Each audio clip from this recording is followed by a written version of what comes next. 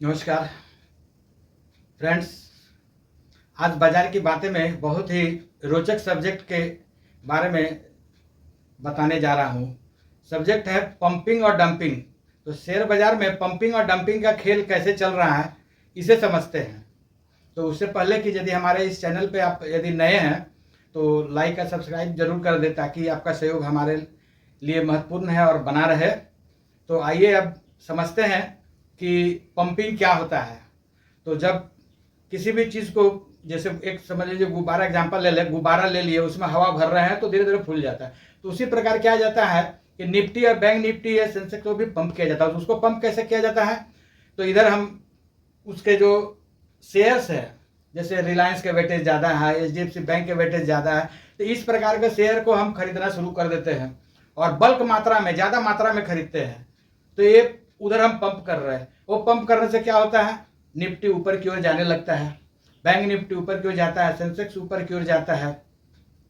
और एक दो दिन पंप करने के बाद दूसरे दिन अचानक उसे डंप कर दिया जाता है, छोड़ दिया जाता है, बेच दिया जाता है उस शेयर को। तो क्या होता है, शेयर का भी वैल्यूएशन नीचे आया, उसके चलते निफ्टी, बैंक निफ्टी, सेंसेक्स सब हाहाकार मच जाता है धड़ाम से नीचे। अब इस कंडीशन में क्या होता है, रिटेलर तो देखते हैं कि पंप, वो समझते नहीं है पंपिंग किया जा रहा है। और रिटेलर देखते रहे रिलायंस चल रहा है तो बाजार चलेगा और निफ्टी ऊपर भागेगा। रिटेलर जो डेली ट्रेड करने वाले हैं वो किसी भी आउट ऑफ द मनी का स्ट्राइक प्राइस का वो खरीद लिए हुए कॉल को, पुट को, और वे वेट कर रहे हैं कि अब हमारा तो प्रॉफिट बनेगा। और वो लोग रियल में प्रॉफिट उनको दिखता है, स्क्रीन पे ऊपर जाता भी है, लेकिन वो लगे रहते हैं कि और थोड़ा ज़्यादा हो जाए, इस चक्कर में वो बेच भी नहीं पाते हैं। और अचानक क्या होता है, एक दो दिन में डंप जब करते हैं तो गिर जाता है। उनके जो कॉल है वो सीधे नीचे आ जाते हैं। 100 वाले कॉल 20 रुपया, 50 रुपया, 30 रुपया में मिलने लगते हैं। इस प्रकार वे लॉस में जाने लगते हैं।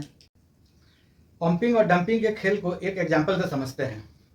एग्जाम्पल बहुत ही करंट का है, 3 सितंबर 2025 और 4 सितंबर 2025। इस 2 दिन में मात्र 450 पॉइंट निफ्टी को ऊपर ले गया गया। उसमें भी 3 सितंबर को सेकेंड हाफ में लगभग 1 घंटा में निफ्टी को पंप किया गया और 4 सितंबर को 285 पॉइंट निफ्टी को ऊपर खोला गया। स्थान पर न्यूज आया कि GST को 20 सितंबर से लागू किया जाएगा, कम कर दिया जाएगा, लग्जरी चीज़ पर 18% के आसपास जो है वो लगेगा। इस न्यूज पर ही 285 पॉइंट ऊपर खुला। एक दिन पहले प्लान हो चुका था, लास्ट 1 आवर में पंप किया गया, दूसरे दिन इतना ज़्यादा ऊपर खोला गया मार्केट को और उसी जगह पे डंप कर दिया गया 4 सितंबर के सुबह। और निफ्टी धीरे धीरे धड़ाम नीचे, और जिस जगह पे 3 सितंबर को क्लोज हुआ था उसी जगह पे आके फिर क्लोज ले लिया, 300 पॉइंट फिर नीचे आ चुका। तो इस खेला में रिटेलर गए, वे तो लास्ट में देखे कि चल रहा है, खरीदे, और दूसरा दिन सुबह इतना कम समय में बेच के निकल गए, लोग डंप कर दिए। जैसे जैन स्ट्रीट इस काम को बहुत अच्छे तरीके से कर लेते हैं। सेबी के अनुसार 93% जो लॉस जा रहे हैं उसमें जैन स्ट्रीट जैसे कंपनी का भी हाथ है।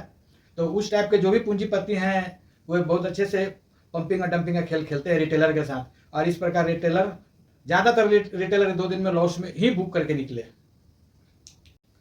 पंपिंग और डंपिंग को समझाना और इस पर वीडियो बनाना हमारा एक मकसद है कि जो भी लॉस मेकिंग ट्रेडर हैं और जो रिटेल ट्रेडर हैं, छोटे ट्रेडर हैं, कम पूंजी पे ट्रेड करते हैं, उनको सावधान करना। वे इस खेला से बचें और अपने पूंजी को सेव करके लॉन्ग इन्वेस्टमेंट में अच्छे शेयर चुन करके आप अच्छा रिटर्न ले सकते हैं, वेल्थ क्रिएशन कर सकते हैं।